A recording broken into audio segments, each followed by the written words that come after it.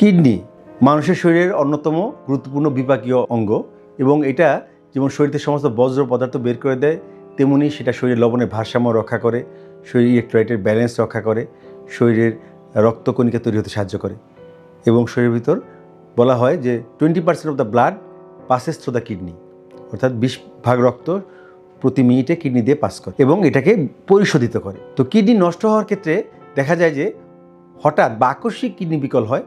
এটার মূল কারণ কিন্তু আমাদের দেশে কমন হচ্ছে ডায়রিয়া, পানির শূন্যতা, রক্তপাত, যেমন কোনো অ্যাক্সিডেন্টের পরে যদি শরীর থেকে অতিরিক্ত পরিমাণ ব্লাড লস হয় সেক্ষেত্রে হতে পারে, বার্নের পরে হতে পারে এবং সেপসিস বা অ্যাবর্শনেও কিন্তু এরকম কিডনি বিকল হতে পারে। আর ধীর গতিতে কিডনি বিকল হওয়ার মূল কারণগুলো হচ্ছে আমাদের দেশের জন্য গুরুত্বপূর্ণ সবচেয়ে বেশি ডায়াবেটিস, হাইপারটেনশন, গ্লোমেরুলোনেফ্রাইটিস, কিছু জন্মগত রোগ যেমন সিকেল সেল ডিজিজ, ব্যথানাশক ঔষধ বেশি খাওয়া এবং মাদকাসক্তিও একটা ইম্পর্ট্যান্ট কারণ।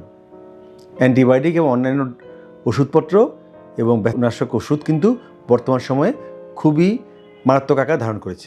আর একদম যদি দেখা যায় শেষ চূড়ান্ত কিডনি বিকল বা এন্ড স্টেজ রেনাল ডিজিজ, এই যখন একটা ধীর গতিতে কিডনি বিকল রোগী যখন শেষ অবস্থায় আসবে তখন সেটা হয় চূড়ান্ত কিডনি বিকল, অর্থাৎ এন্ড স্টেজ ডিজিজ, যখন GFR 15 ml পার মিনিটের নিচে নেমে যায়। এক্ষেত্রে মনে রাখা দরকার যে যদি আকস্মিক কিডনি বিকল হয় সেগুলো কিন্তু দ্রুত চিকিৎসা করলে কিন্তু রোগী পুরোপুরি সুস্থ হয়ে যেতে পারে। যদি কারো পানি শূন্যতা হয় তাহলে কলেরা স্যালাইন দেওয়া বা ওর স্যালাইন খাওয়ানো, ডায়রিয়ার চিকিৎসা করা, রক্তপাত হলে বা শরীর থেকে রক্ত অনেকটু লস হয় সেক্ষেত্রে সেটার শূন্যতা পূরণ করা, হেমোরেজ বা অ্যাবর্শন বা সেপসিসের চিকিৎসা করলে কিন্তু অনেক সময় কয়েকটা ডায়ালাইসিস লাগে এবং ঠিকমতো চিকিৎসা করলে কিন্তু ভালো হয়ে যায়।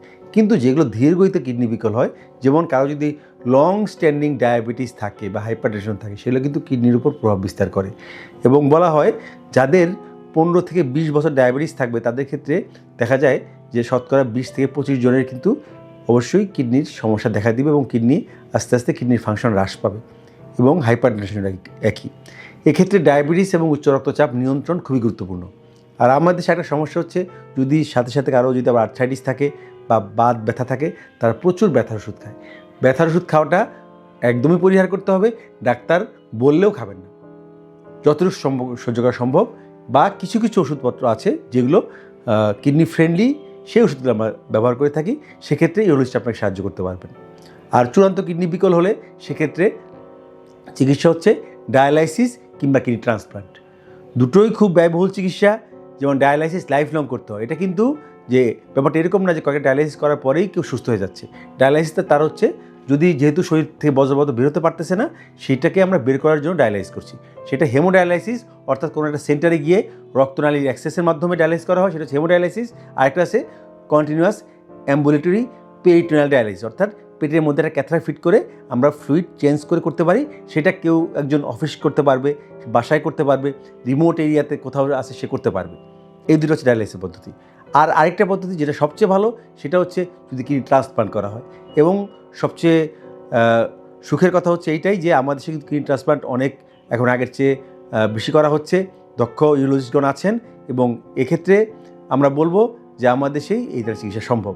আর সর্বোপরি সবচেয়ে বড় কথা হচ্ছে কিডনি বিকল না হওয়ার জন্য প্রত্যেকটা স্টেপ এবং প্রত্যেকটা জিনিস মেনে চলতে হবে এবং ডায়াবেটিস হাইপারটেনশনের ব্যাপারে খুবই মনোযোগী হতে হবে এবং যে কারণগুলো কিডনির ক্ষতি করতে পারে, কিছু খাবার এবং কিছু ওষুধ, সেগুলোকে অবশ্যই জেনে বুঝে আমাদের চলতে হবে এবং এক্ষেত্রে আপনাকে একজন ইউরোলজিস্ট সহায়তা করতে পারেন। আপনাদের স্বাস্থ্য বিষয়ে সচেতন করার জন্যই আমাদের এই আয়োজন। তাই প্রতিনিয়ত স্বাস্থ্য বিষয়ে বিভিন্ন টিপস পেতে আমাদের চ্যানেলটি সাবস্ক্রাইব করুন এবং বেশি বেশি লাইক ও শেয়ারের মাধ্যমে সবাইকে আমাদের সঙ্গে সংযুক্ত হবার সুযোগ করে দিন।